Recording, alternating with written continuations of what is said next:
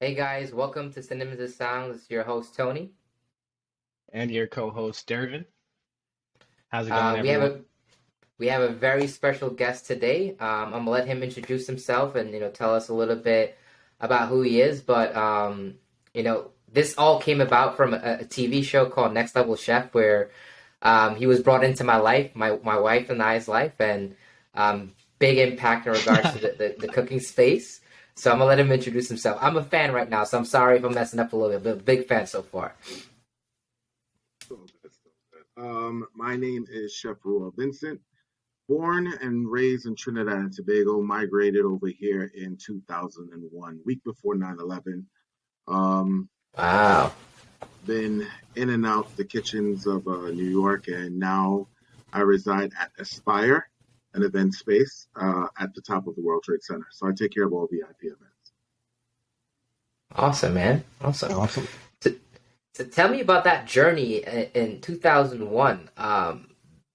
How was that transition? I mean, wow, when a time to come. I transitioned to in New York in 2002. Okay. So a year later, but I mean, yours must have been very interesting. Yeah, I mean, I was in high school, came over here when I was about to go into Form 3. We do the British system back over there. So high school, Hmm. secondary for us. Made the move about a week before 9/11, and came over here, and that was a real rough introduction. Wow. Wow. It's funny Wow. how life Believe it. goes. I mean, came out here, went to high school out in Queens. From Queens, transitioned to Michigan to go to college. Switched around majors. Was in on my way to be into a doctorate program for physical therapy. Wasn't really gelling with that. Switched over to nursing. Wasn't gelling with that. And then after a while, I was like, you know what? Food has always been my passion. So I took a brave step, just dropped right out Mhm. and hopped over into New York. My aunt at that time had a catering company in Manhattan. And Hmm. if you think Ramsey's tough, Ramsey's Teletubbies compared to her. Wow. I believe I it. like that. I She What like was she that. I ran like me that. she ran me through the ringer on that.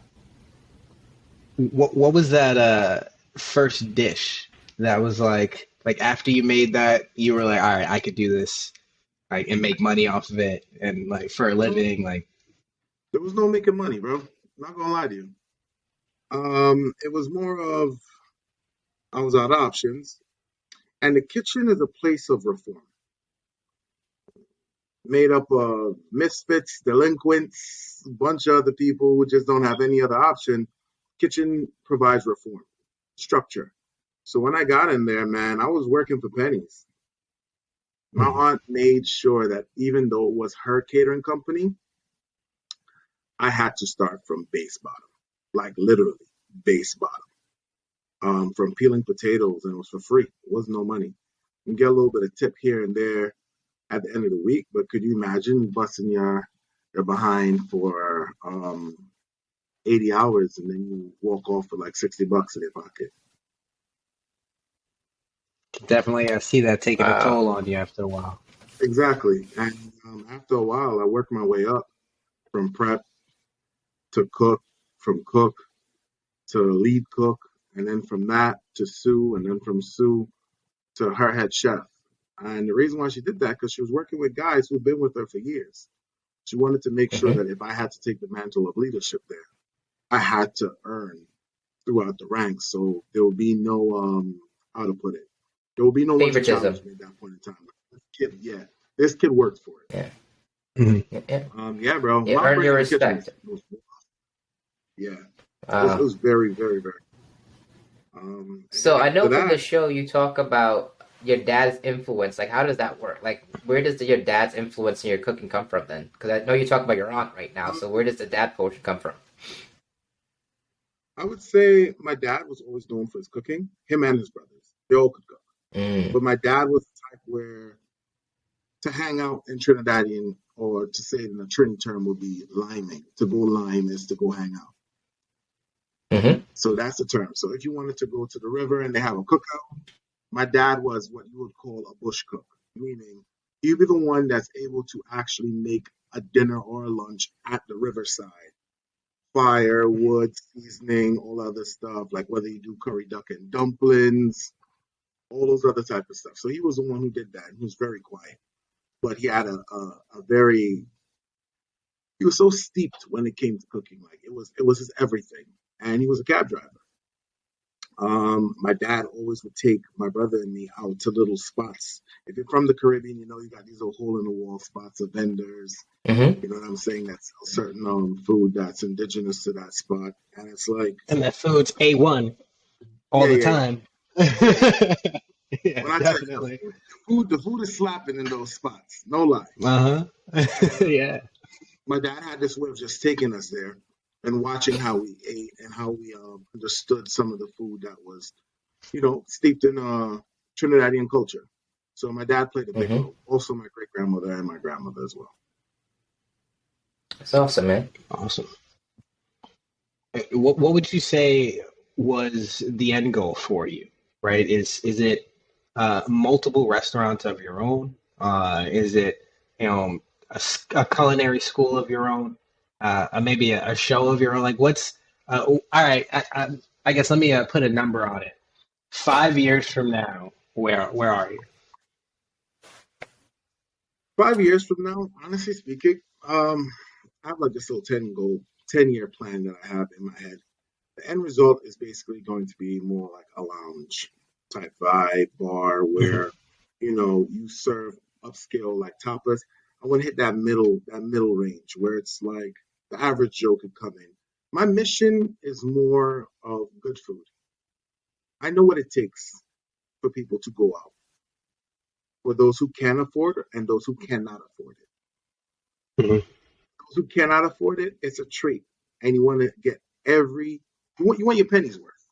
You know what I'm saying? Mm-hmm. That's what you want because you're taking the time to take your family out.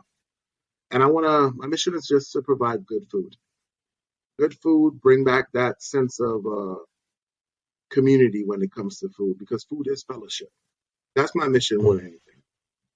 But 5-year plan, um, it's still a little fuzzy, man, because a lot of things are hitting me. I'm still evolving in the whole craft itself, and I'm one of those who is dedicated to it. So I don't like to put myself in a box and be like, this is the goal, this is where I'm going for. I'm just here to follow the flavors, and wherever that takes me, it takes me. I like that. Follow the flavors. Follow the flavors. So since we talk about flavors, I'm gonna just reference some stuff from the episodes. The fusion episode, I felt that was the one where you were the most challenged. You were the most frustrated. I felt the most uncertain. I felt a whole new side of you. I thought you were like the stone cold killer, and then I was like, wow, my boy is really struggling right now. So what happened with the fusion challenge? I'll tell you exactly what happened for that challenge. To be honest, I was trying to showcase my culture, Mm-hmm. and I could not find the Caribbean anywhere, Hmm. not even Jamaica. I couldn't find an African country there anywhere. And in my mind, I'm like, yo, if I'm here to display my culture or any African or Pan African food or anything that links to my heritage, wasn't on that platform. So now it's like, I was like, okay, I can cook. Let's spend more time looking through this thing to make sure we don't miss it. And time goes by so fast. So I Yes, yes, grabbed yes. Spain and I put it down on that side. And I'm like, Mm-hmm. okay, because I can't find anything else. So I keep searching. I was like, yo, I cannot. I must be missing something. And yo, time just ran out and Japan was in front of me and I just took it. Got it. Got So it. for me getting lost in that now, trying to find my culture in this, just let me know how food isn't as uh, diversified as you think. Yeah, would you say that was a miss on the show production team? Not trying to badmouth the show. I think the show is great. I think it gave great people exposure. But do you think that was a miss on their part, not giving each ethnic group that was there the opportunity to highlight their particular group if they wanted to? I would say a little more thought could have been put into that. Seeing, Okay. because they did a great job. The whole cast is diverse. Like Yeah, this I is the thought so best too. gas I've ever seen in my whole life. I agree, So 100%. they did a great job on that. But you know what it is? West Indian food always gets, kind of like over overlooked. And the reason why is because people only appreciate West Indian food when you go on vacation, right? You go to the Caribbean, oh, that's real good, that's great. Then you come back here and it's out of sight, out of mind. People don't understand that it's a whole melting pot of flavors that's True. untapped. See what I'm saying? We have so much influences all over the world that builds the Caribbean. So, with that being said, we don't have enough people that advocate for it. So, therefore, it gets a tendency to be overlooked. So, for that fusion, I'm not going to lie to you, bro. Your boy was sweating. I was trying my best. I'm not going to lie to you. It got to a point where Ramsey was just talking to me. And I was like, yo, dude, like, I don't need a full discussion right now. I need to figure this out. Because I'm there smelling stuff, trying to figure this out. And it was rough. And then it just came to a moment where I was like, you know what? Let's just cook, bro. Fish is fish. The greens are the greens. Figure it however it is. And in the back of my mind, I kept telling myself, I was like, if push comes to shove, you're just gonna go into elimination. That way, you're on the top kitchen. You have everything you need. The platform doesn't disappear. Don't sweat too much. But your boy was sweating. I'm not gonna lie. Gotcha. I All was sweating. right. I gotta ask. I gotta ask. I've always wondered this, seeing Chef Ramsay. Like, have you seen anyone try anything he's made and like it's not I A1, know where this is but going. because it's like you on the show, you got you got like I you gotta like, always, all right, I I'm on always the tell show. people this. It's a mantra that I follow. Uh, I respect food. I don't respect people. It's a tough Okay. one to swallow, especially when I say it, and I'll break it down. Food doesn't have ego. It lets you know when you mess up, when you do a good job. You don't have to deal with anything else other than the product letting you know that it has been mishandled or handled appropriately. If Hmm. something doesn't taste good, for me, it doesn't matter whoever it is. I was brought up in the kitchen in terms of open kitchen. Speak your mind. Doesn't matter who makes it. I'd rather tell an executive chef or a chef that, hey, I don't think this is hitting, than have that chef go outside thinking it's hitting and embarrass themselves. As cooks, as chefs, you're there to challenge each other, which means criticism is just part of the job. Makes So sense. if it wasn't hitting, I would say it, and I'll say why, respectfully, because Yeah. the goal is not to tear down, it's to uplift. Mhm. So And long as as it's chefs, constructive. Yeah. exactly, it has to be. Mhm. You can't Mhm. just give a man an opinion with no backing on it. Yo, I don't like this. Why? That's the question you need to. So you need to. If he made something on there, and I was like, "Yo, bro, you're missing some salt." The reason why I'm gonna say X, Y, Constructive, and Z yeah. is how you say it. That's the next thing too. You can't just be, It might just be for TV. Sometimes I feel like he's not too mindful of that, like how you say it, the delivery. But it could just be a I TV mean, thing. you think Ramsey wouldn't tell you if your stuff ain't seasoned? No, I think he would, but he He might be does, able but to he goes the deliver it extreme better. sometimes, though. Yeah, he might be able to deliver it I better, but think I also think that's his brand, kind of. I think with Ramsey, and I can't really speak for him, but from my understanding, from watching him for so many years, Ramsey's only hard on you when you're a professional, claiming to be something. Therefore, he has an expectation from you. You're in the industry. You claim to have this title. I'm expecting X, Y, and Z from you. If you don't produce and you fall short of that, guess what? There's repercussions. There's questions. Okay, so you lied to me. So you're not on this level. If you're not on this level, why are you claiming to be this? If you watch him I with mean, Kid, that's he's open. He's that's true. very open. Yeah. If you watch him with anybody, especially this show, not yelling, not screaming, because he knows it's a diverse. He can't get on anybody if you don't know. But if you're claiming to be this exec chef from X, Y, and Z, and you have X amount of Michelin stars, and you gave me a bowl of oatmeal and said this is the dinner, you get the point? That's a good point. That's a fair point. Definitely. That's like the same thing that was happening with James Harden when he was in the Rockets. You know, like they were like, "Why are you out of shape?" Or Zion, like you're a paid athlete. Like you should. This is your job. Like you're supposed to be at that level. That's why you got this contract. So it makes sense. I get it. I completely get that. I completely get that. I know you were saying that the Caribbean influence or cuisine isn't not I wouldn't say respected, but underappreciated. Do you feel maybe you might be able to answer this question? Are there any Caribbean Michelin star restaurants out there? To be honest, I wouldn't be able to give you an honest answer. I And do if there know of some isn't, chefs that have James Beards. mm-hmm. Okay, I will tell you this. Kwame Owache, he has Nigerian, Trini, and Jamaican ties. He's a James Okay, Beard winner. Like, he has mm-hmm. that. Chef JJ, Pan African Caribbean as well. James Beard. So there are people out there that are making big moves. This other chef who was on Food Network, I forgot his name. He's also bringing that to the forefront. Like people are slowly understanding the cuisine has depth. I mean, you look at any culture across the board, especially in the Caribbean. We have so many influence Chinese from Mm-hmm. indentured laborers.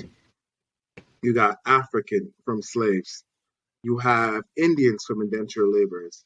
And then you have my great grandmother who is black, Portuguese, and Carib, indigenous. So the first people for Trinidad and Tobago.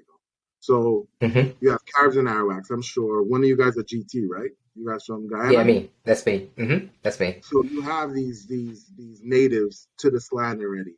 And then you have the European influence, Mm-hmm. Greek, and all these other things that make up the Caribbean.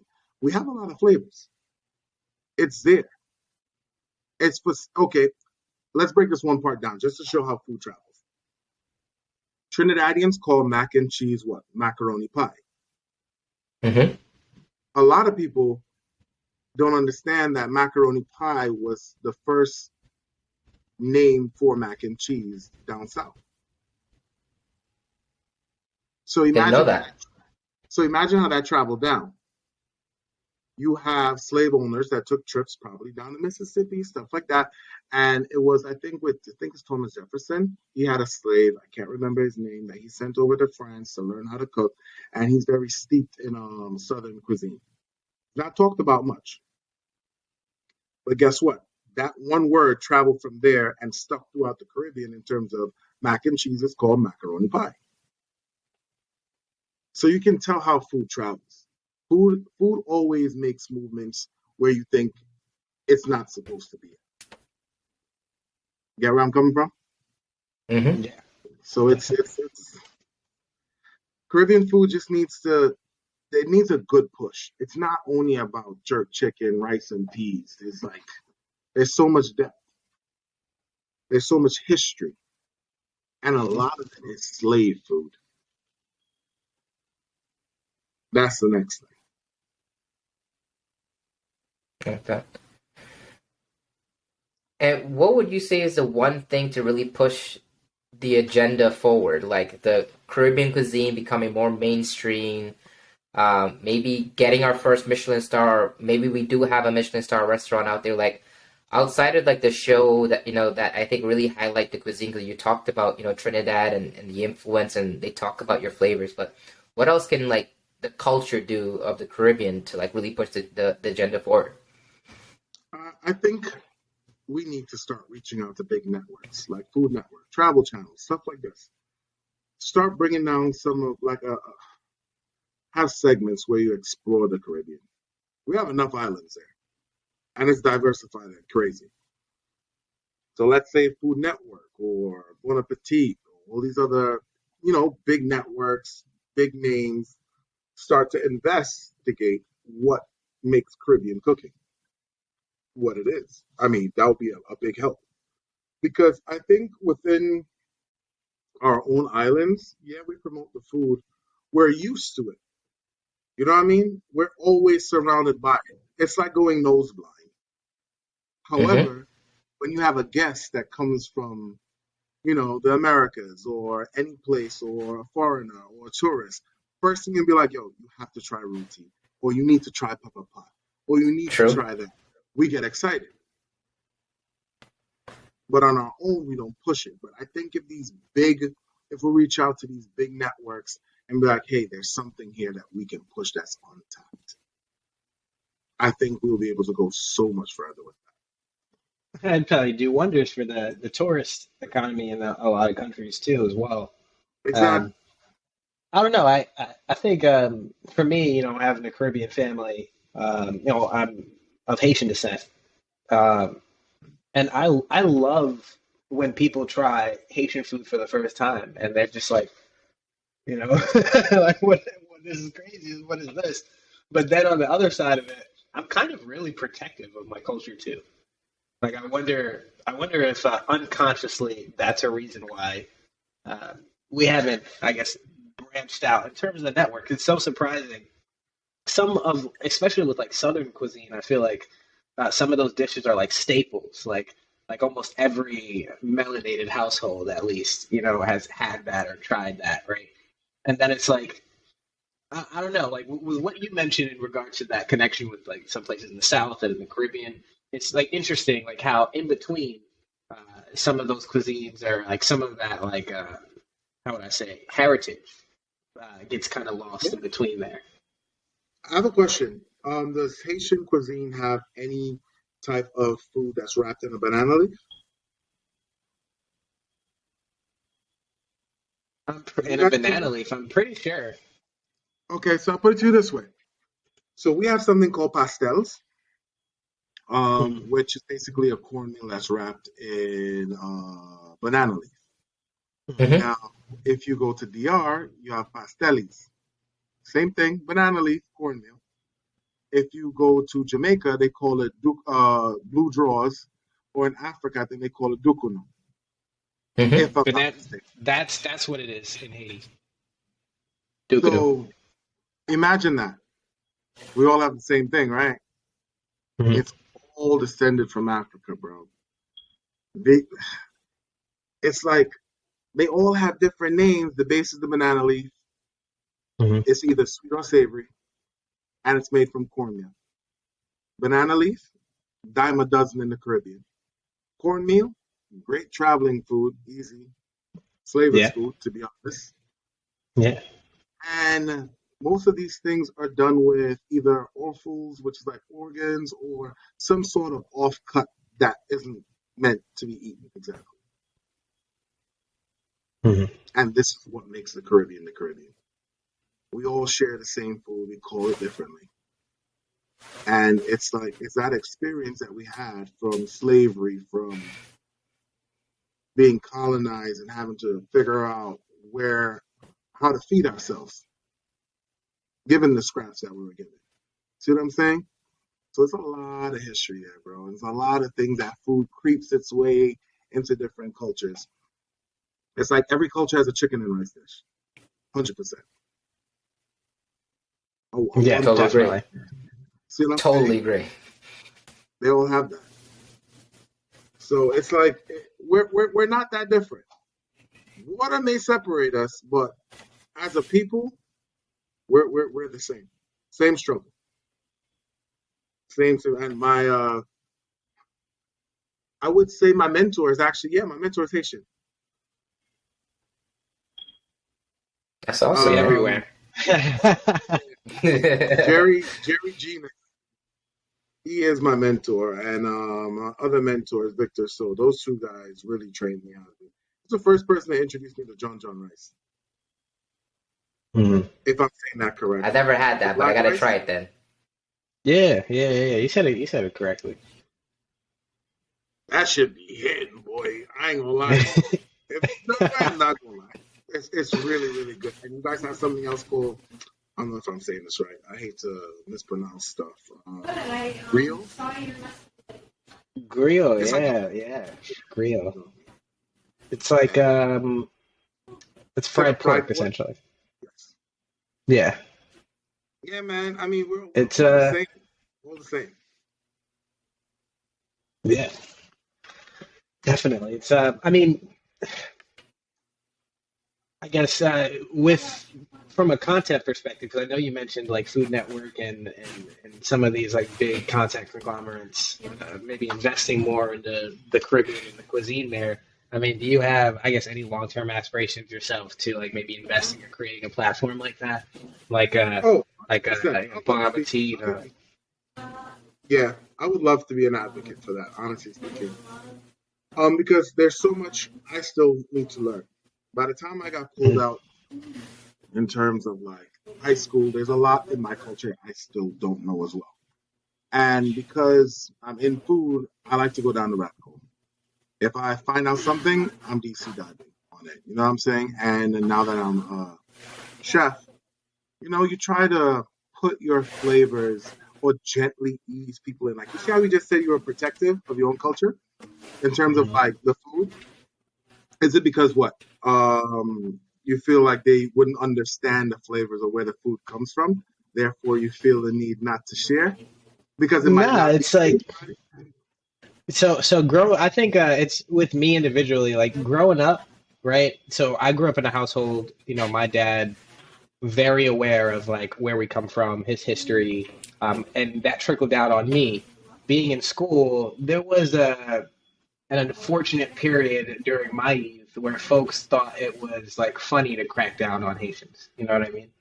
So like I think that's where the being protective of my heritage and culture stems from, really, like not like, oh, the food's A1 and I don't want you to try it. No, I want you to try it so you stop trying to cut my ass about like food we eat and stuff like that, because you're uneducated on like the history and the culture. You know what I mean? So that's more so where it stems from. It's not like I don't want you to try it. Like, nah, you got to try it so you come correct, because you're missing out. Gotcha. But See, a lot of I think people don't. that's more so what it is. I think a lot of people don't understand that Haiti was one of the first Caribbean islands to liberate themselves. The first. The first. Yeah. Uh, I mean that says a lot in itself. So there's a lot of Yep. pride that you guys set the tone for the Caribbean. That's a big fact.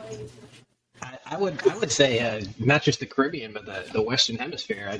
Most of South America, Yeah, America, like the United States, like we helped all those countries like win their independence after winning ours, and it's super dope. It's funny. 100%. Me and Tony were actually we were in Colombia recently. I don't think it was Tony. Yeah. It was another person in our group that I was talking to, and he was asking me something about being Haitian. And I said, this is real cocky, but I was like, listen, man, if my ancestors helped your country win its independence, I at least deserve a free flight. Maybe one meal, one meal at your best restaurant. you know, My man out here trying to get reparations from the jump. why not? That is It's still good love. You hilarious. know what I'm saying? It's only right. That's funny, man. That's But I true. feel That's you. true, man. I feel you. Um, Oh man. so one thing that I always am impressed about chefs is that you guys kind of all know a little bit about every single cuisine, and to be on the show, you're tossed like you have to make this type of meal or this type of dish. Like, how do you remember all those different techniques and um, um, temperatures and what goes well with? Is it like you kind of learn four staple things, or do you kind of have to learn the entire book? Like, how do you keep all that knowledge? I would say this, man. To be a chef, you got to be crazy. I, okay, put it to you this way. When I was in college, I just studied to get the grade and to pass. There was no feeling behind it. Hmm. When I realized that I was in love with food, was when I was able to look at a recipe and have it click. It automatically stayed immediately. And if you show me, it's definitely not going to. So as a chef, it's repetition. So, okay, there's certain standard bases for cooking where Hmm. you ever heard about the Holy Trinity or mirepoix? Mirepoix is a French term for carrot, celery, and onion. right? That's the Okay. base for French cooking, right? I'm gonna bring it home now. Down south, they got their own holy trinity, which is gonna be onion, bell pepper, celery. I'm gonna bring it a little bit closer now. In the Caribbean, you have something called green seasoning, which they blend up, which is gonna be Mm-hmm. scallions, Mhm. onion, ginger, garlic, or some sort of hot pepper. If you We don't do the Haitian, you ginger also have part. I don't think we do the ginger part. In Guyana, I don't think we do the ginger, but I gotta ask. The ginger's new. I don't think we do the ginger, but that's good though. I gotta try that one. well, it depends what you're gonna season with. So Mm. when it comes to like if I'm doing anything like say I'm doing Trini Chinese, I'm throwing ginger in that mix. Yep. If I'm not, I'm gonna remove that. If I'm doing Chinese, I'm doing scallion, ginger, and garlic. That's a must. If you're doing Thai, you keep those three and add lemongrass Mhm. and chilies. See what I'm saying? So we all have our own little base. So once you learn the base for a lot of things, oh, so frito, that's another thing. So we all have our own base. Once you know the base of certain cuisines, you can build flavor. And by doing Uh, that, I mean, you just keep building on that. And repetition is another thing, man. And having self drive to just be open to knowledge and just reading books and making sure you're on top of things, what's trendy, what's not. Because food is just like fashion, it's always on a rotation, always guaranteed. Because there's like no So new ingredients. when you say it's trendy, like fashion, are you saying like there might be a trend in the style of plating or like the flavors that people are cooking in is what's in right now? Is that what you mean? Okay, I'll put you this way. On TikTok, there's this huge thing where it's like these fries or that they make with thinly sliced potatoes that you stack up and you fry them, and they're like people are like, oh my god, they take like 12 hours to make. They're so dope. Okay, cool. French people have been doing that for eons. It's just been picked back up. Hmm. Someone made it trendy, Yeah. and we're good to go on that. So, like I said, food is like fashion. It always comes full circle. Always. Always. Like there was one time where there was like this big cauliflower trend. And I'm like, man, from buffalo cauliflower to like cauliflower puree, cauliflower soups. So it's like food has its trendy moments, but it's just like fashion. It always comes full circle. So what are your views on the Caribbean diet, right? Like uh, one thing I've noticed that might be a trend right now is the continued emphasis on like healthy eating, like whether it's like being vegan or like keto or like depending on what you believe, like like only eating raw meat or something crazy like that. You know what I mean? Like I guess crazy to some, but uh, I get what you're let me saying. make sure. Yeah. Um, Like, what do you? I guess I'd love to hear your thoughts on the healthy eating trend right now, and if it is something that like you're mindful of, passionate about it, like have you tried to incorporate that more in your cooking? Have you been doing that from the jump? I like I mean, what are your thoughts on the Caribbean has a bunch of like healthy lifestyle eating. First of all, it? let's look at Rastafarianism. They eat Ito food, which means there no salt, nothing that isn't from the earth, nothing that's manufactured, and the food has a lot of flavor. So they're able to manipulate stuff like coconut milk and Hmm. these tubus fruits in order to get these deep flavors without using a lot of salt and all the other stuff. Then you have like Caribbean pescatarians where it's only the fish and everything Yeah. that's provision. Where you have the yam, the malanga, all these other things that are tubus roots that are great. However, not all of them are that great because tubus roots are high in carbs, and carbs get converted into sugars. So it's like my dad who was diabetic, Hmm. right? And being educated mm-hmm. in food is a big thing because he was like, you know what? I'm good. I can have the rice. Not really, because rice is a carbohydrate that gets turned into simple sugars when you eat them. So it's all about educating yourself. I don't believe there's a perfect diet, but there's a way how to maneuver. Mm. Everything within moderation, in my mind, is a good thing. Excess, you might have some problems. So I'm not one of those, well, I'm going to cut off meat completely because X, Y, and Z. If you want to treat yourself, treat yourself. We're not on this earth to punish ourselves via diets. It's all about eating smart, eating healthy, and eating within reason.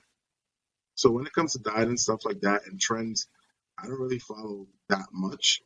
And being a chef, we have the worst diets ever. And is that because you guys are trying so many different flavors and experimenting? We just don't have the time. When you're Oh, a chef, mhm, you're here to serve. Like, okay, mhm. what did you have for dinner yesterday? I think I I had had cook some up. lamb chops and like I had some lamb chops and like some salad, some bun on pizza, a little Haitian something. Okay, okay. Feel And you me? said you had cook up, right? Hmm. Yep, I had cook hot up. dogs. I like that. Hot dogs are great. Hot dogs are awesome. Yeah, but the thing Yeah, is, people in the kitchen don't eat that great, and the reason why because we're always on the move. So either you're grazing and you're chasing stuff all day, and by the time you get home, you don't want to cook. Imagine yeah, you I believe cooking that. all day, all day. I'll narrow it down even better. You're going over by Mom Duke's to like help with either Thanksgiving or Christmas. By the time you're helping her, at the end of the day, you're exhausted, no? Yeah, Yeah. Imagine doing that every day. No, yeah. it's crazy you say that because like I can always think back to seeing my mom like chef it up crazy, like throw it down, lay it down for the fam, and not want to like eat or not feel like eating afterwards. Exactly. Cause and I'm like, what's wrong with you? Like I'm stuffing my face, like you're not gonna join us? And she's like, nah, man, it's working. Like You're over there busting it down. Yo, there's some good food. And you just, I always say, man, when you get into this business, you're into serving others. You miss a lot of things. You miss birthdays, holidays, weddings, all sorts of stuff. Because guess what? You're providing that experience for your guests. They're coming in for the birthdays, the anniversaries. It's a very selfless job. Mm. Very selfless job. You have to love it. That's why I always tell people I'm not passionate. I'm hungry. I've seen too many cats in this business get burnt out and become salespeople for like big food companies. And be like, yeah, I used to be a chef. What happened? Well, I was just tired of the run of the mill because they're passionate. Passion burns out. Hunger, that's something you need to survive. So that's something I yeah. always live by. 110%. After I watch cats Like burn that. out and stuff like that, I said, nah, man, I love this too much. I can't let this happen to me. How do I prevent this from happening to me? Self educate. Always, always try to be perfect in your craft as best as possible. That's my 2 cents on that. So, so I have a question. So, outside of Caribbean cuisine, what other cuisine had a major influence in the way you cook? And I love to travel. I travel all over. Derv and I have done a bunch of trips together. Like, which other country outside of the Caribbean had a big influence when you went there? You tried your cuisine, and you were like, I need to bring some of this back to my restaurant, or I need to bring some of this back and like master this, or like combine this somehow.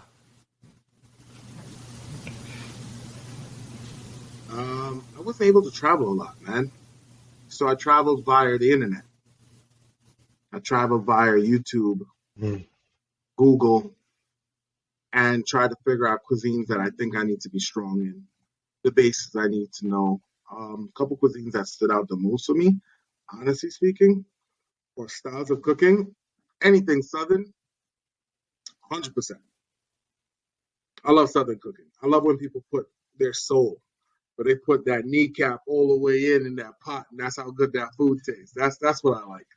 Um, what I else? like it. I like it. Barbecuing. Love it. Don't like doing it. I tried that once when I went out to Texas. Nah, boy, I'm good. That's patience. That is patience. Yeah. I did a bet with one of my friends, and it was like, "Yo, you city boys don't know how to barbecue." I said, "All right, challenge accepted, homie, no problem. We'll do this easy."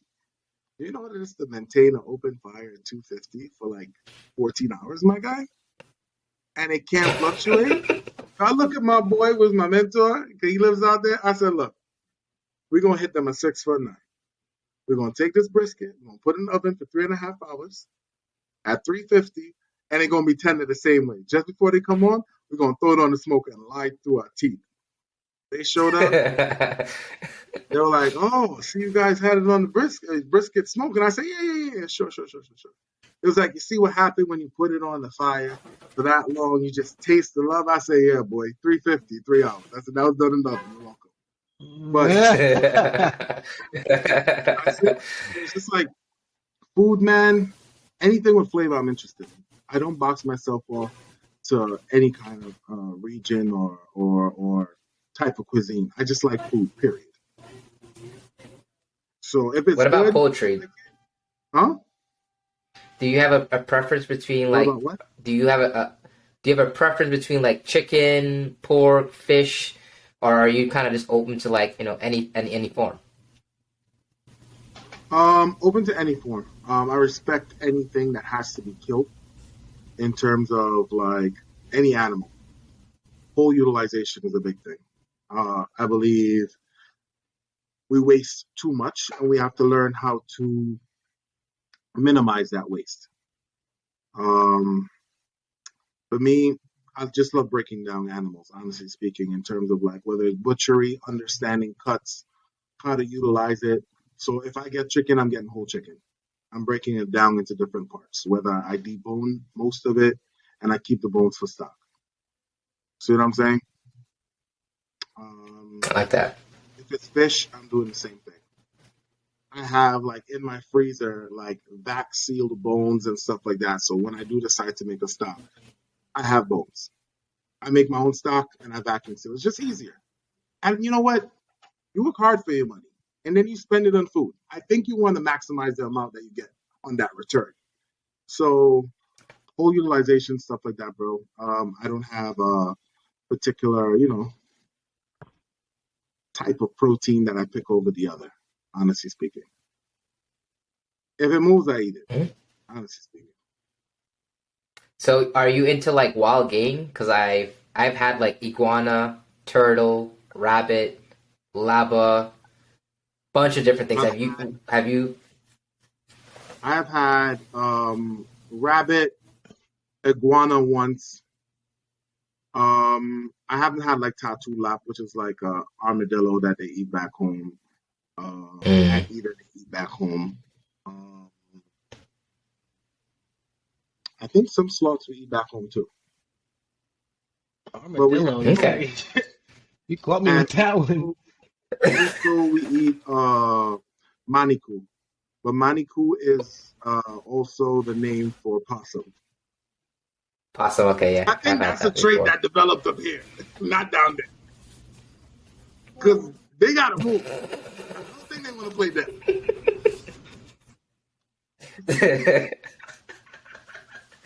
uh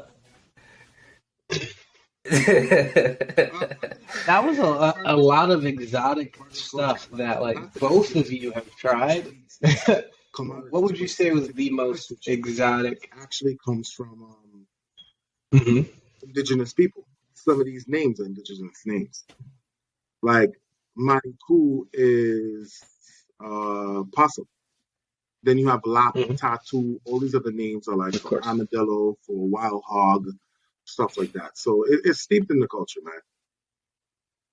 So for us down there, like my dad's side of the family, big bush meat eaters. I remember the first time I seen an Hmm. iguana, Lord, I I almost mean, passed out. what? How they prepare it, I almost passed out. But I mean, it's a cultural yeah. thing. It's a cultural thing. You have to understand how cultures feed But things, Yeah. it's good though, and there's also right? history Oh behind yeah. it. It's not an Hmm. everyday Yeah. thing. You know what I mean? It's like a once in a while type Yeah. of. Correct. Yeah. Yeah, Yeah. special occasions. You know what's funny? If you ever try iguana, it tastes like chicken. Like the first time I had it, I was like, yo, this tastes like chicken. But I Never feel had like a turtle. lot of things I associate to chicken for some strange reason. I had turtle. I was like, this kind of tastes like chicken, but iguana definitely tastes like chicken to me. Uh, And that's a huge lizard. most of them, It's a yeah. massive lizard, but it tastes really good though. And I had it in a curry, which was delicious. He I'm said I'm all most. for I'm all for new The food, way so he said I'm it, down to try the way he said it is more like, almost I'm gonna anything. just stick my toe in a little bit. Almost. Uh,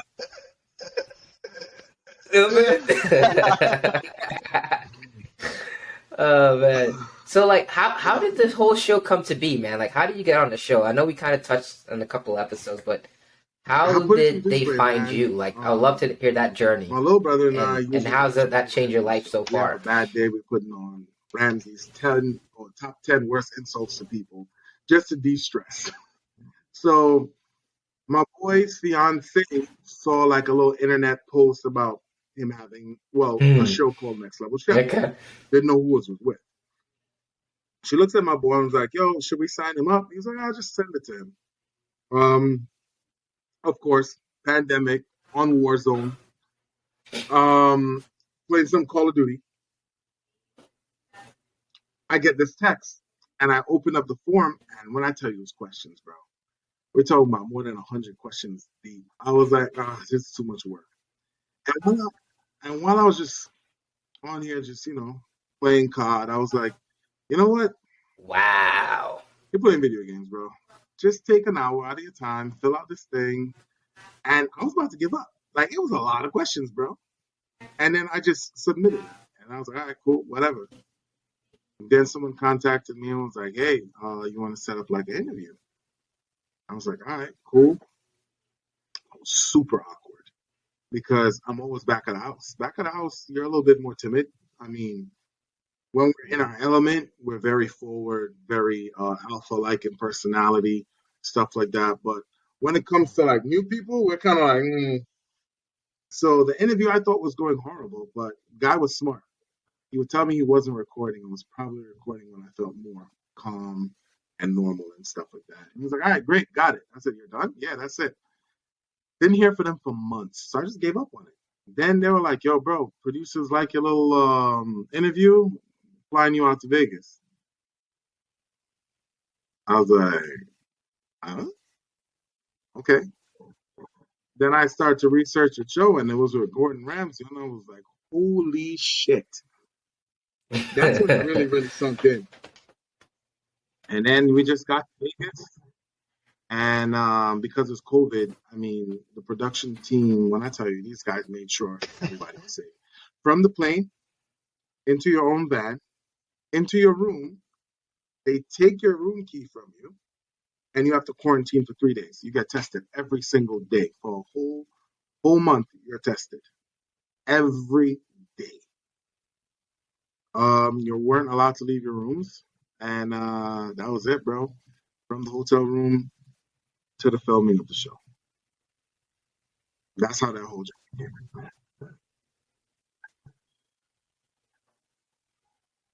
It was very intense. Man, But being around Ramsey, bro, that's I mean, that sounds that's a oh, intense. lot. nuts. That's a lot. You got Yeah, it that does kind of sound money on the intense. line. You think you want to sneak out and Didn't get don't a catch chance to COVID? explore Nah, bruh. Vegas? Oh yeah, definitely.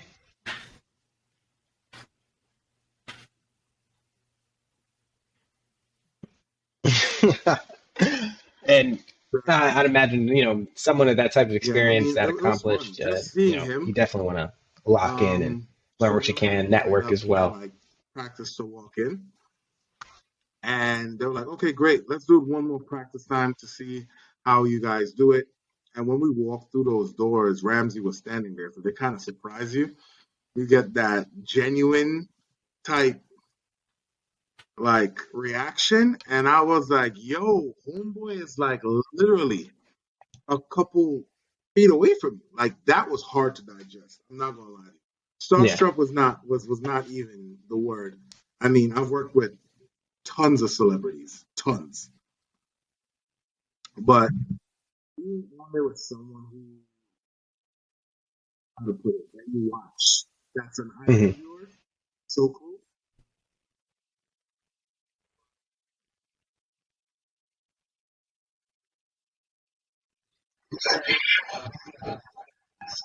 Oh, I said being in front of your idol like that was wild.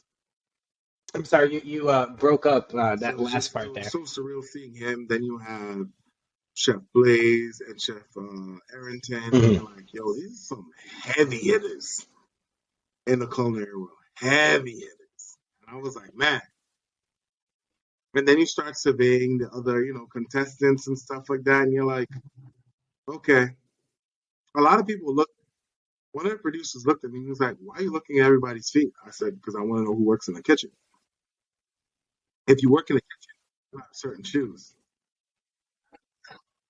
Yeah, because if you're probably going to wear Birkenstocks Mm. and Wow, you can Cinnabon tell suits. from people's feet. So I was just looking down, Oh and the wow. director just looked at me and was like, smart. But I was like, yo, bro, I'm trying to peak game from the jump. I'm not trying to get no surprises because I was in Birkenstocks the whole time. Uh-huh. And That's my work. and is it? Did you feel like any intense competitive energy from any other To be chef? honest, Like was there other chef that was like, I got to to make be honest sure with I'm you, on top of you. You know what I'm saying? Like, or is anybody it can have all their a day. collaborative environment? So I'm not gonna be like, okay, I'm watching you and then have somebody or a home cook or somebody creep up on me because I ain't got. I Mhm. put my eyes on everybody. Everybody's top competition in my eyes until proven otherwise. That's the best mindset to go in there. Just make sure that everybody in there, you look at Yeah. them, but you don't want to get snuck up on Mhm. at all. And then again, not every day is going to be your day. Look at me. Yeah. I was market.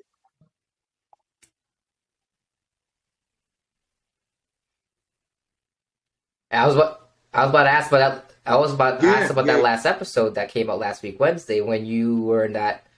Was it triple elimination? We were a Yo, little and you worried. know Me and my what? wife were a little worried. We were like, I don't know if he's gonna pull this And you off, man, want because to you know picked up why, the bro? wrong. You didn't pick up a plate, buddy. He missed a Because your boy whole thought I plate. was shopping in the How do you do grocery that? store. He didn't A see me. I was plate. like, I The want some the thing was just pick oats. up a plate, and I he want missed some it. of that. Let me hear. Let me hear. But the thing about that had me going, no lie, had to be the fact that you're conditioned to grab ingredients. You have been conditioned to grab ingredients.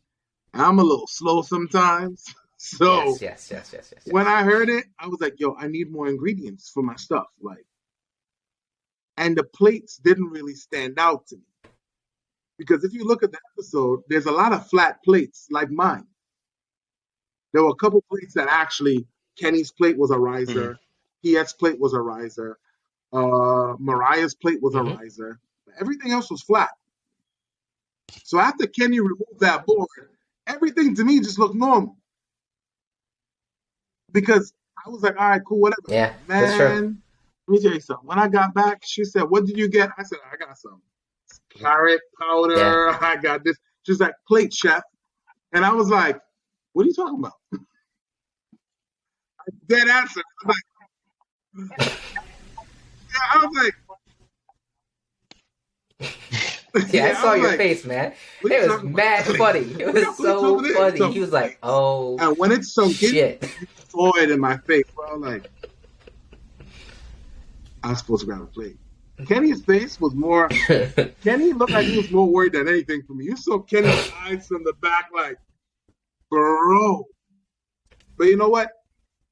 What they didn't show was when I realized that I didn't have a plate, Yeah, yeah, yeah, I yeah, said, yeah. you know what? If I was Yeah, working in the that was. restaurant and I grabbed a plate and it broke, what would I have to do? Work with something else.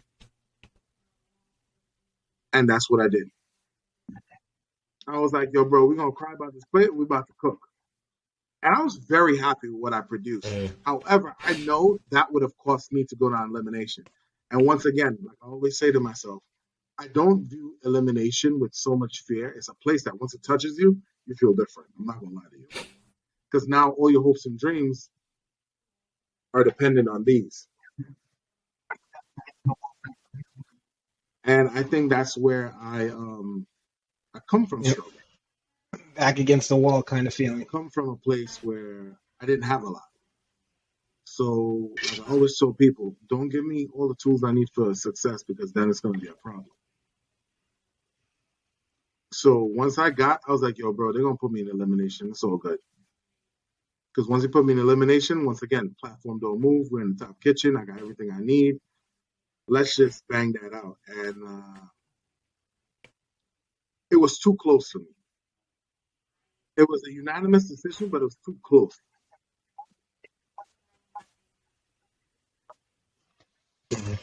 I mean, it was unanimous. It was unanimous. They all chose your dish, but it was The kind of reason close. why it was so close, We were like a little was iffy. We was like, damn, man, we don't know where this is gonna it go, just it but you just pulled touched me it off, different because I was man. like, yo, you We were busted excited, this super excited. But whole competition.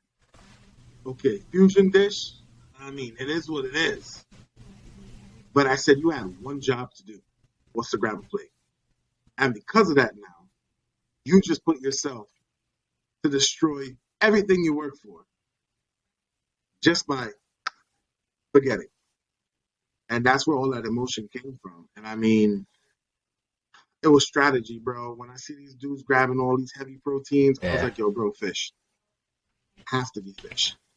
I said you have to go with that. And that dish I displayed technique. So the sauce that I made was made from lettuce. So I made the sauce from lettuce. I made sure everything was bright, vibrant. And goal I've worked Hmm. before with, and I've seen how the chefs react when you don't use enough of something. So I was like, yo, we're about to make this whole salmon heavy with this goal real quick. And when I did that, I watched everybody's dish, and I was like, okay, everybody, put their soul on the plate.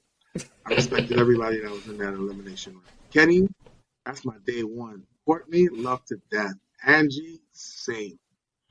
And man, I was like a child beating behind my eyes, bro. Like, yo, pick me. Once they picked it, Yeah. when I hit that board, bro, it's like that was just a crumb of my struggle to Yep. the viewers who don't know my full story. The whole pie is just different. And I was doing that for my dad, Yeah. and I just felt like when I tell you emotions washed over me, bro, thank God the power of editing. Jesus. Because Ramsey had to pick me back up, bro. Once I went down, I went back down again. He had to grab me. He was like, I'm gonna need you to be respectful to your competitors. You still have a whole show to go. Because I just couldn't contain it, bro. I couldn't contain it. It was a raw, very raw moment. And you could hear the competitors who were standing there, Yeah, like Maya and man. Piet, and you could hear them as they're talking, and they're solidified, and you're like, yo, bro, I'm coming to that spot. Keep that shit warm because I'm coming. And that's how I think. Yeah, it was it was different. That's that hunger, like you talked about. I like that. Me Yeah. too. And I've got to ask, and this is something that we ask all guests when you're staying focused and locked in, uh, Um, on your goal. How do you if you're watching the block show, out you're the gonna hear me. noise, Anytime you hear me say, block out the "Okay, big boy," negativity, stay focused at the task at that's hand? me locking it in. That's anybody who's worked with me in the kitchen. If I'm having a real rough day and shit's about to hit the fan, and you hear me say, "Big boy," it's a Mhm. problem. That's me focusing up. My face changes, my demeanor changes. It's just time to be as sharp as possible and just execute. So that happened to me a couple times. Once I forgot that plate, I started to get flustered. Recenter myself. Okay, big boy, that's me now slowing it down. I'm moving mentally. I'm slowing it down, reassessing what I have. How do I go about this? Okay, I don't have that. We substitute Mhm. this. Um, I've said that. Yeah. So anytime somebody hear me say, "Okay, big boy," they're like, Kind "Okay, of like an okay, we got. Yeah, affirmation of he's a big yours. guy." But no, it's a lot more to that. Once I say that, that's me locking it in.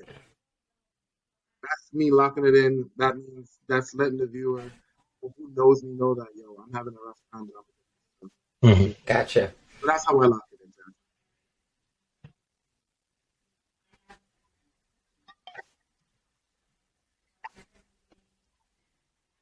I love that. I love that. And I guess Awesome. if you can just let the listeners or viewers know, like, how can they learn more about you, follow your story? Um, What's the I'm gonna next have a big thing couple for chef's you that's tables that coming are up gonna that you hit want people to know about would be during great. this year, And then we can wrap up. and one of them is going to be focused on Caribbean cooking. That one is going to be real near and dear to my heart. It's going to be based off of the coffee bag, or what you would call a crocus bag. I believe it's the bag that built the Caribbean. If you ever had family members that work the land, you know they have this little Mhm. burlap sack bag that you can use for everything, whether it's lunch, whether it's produce, whether it's anything. Exactly. I believe that's a bag that very Yeah, rice steeped in the bag. The big Caribbean. rice bag, right? Export, import, however you want Yeah. to put it, but Yeah, it yeah, has yeah. built us.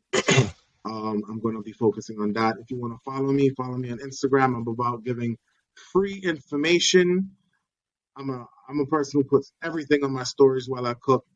So if you want to catch any little tidbits from there, the mission is, man, is to just be open. I'm not one of those chefs that keep ingredients to myself.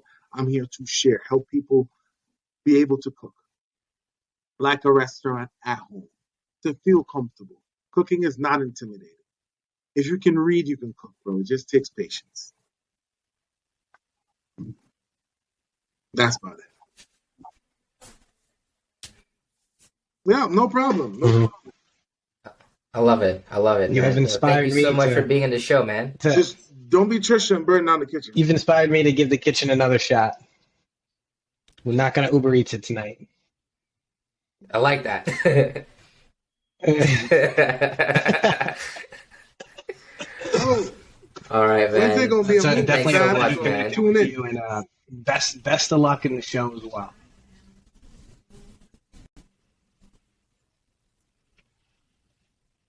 Yes, I got you. sir. Yes, sir.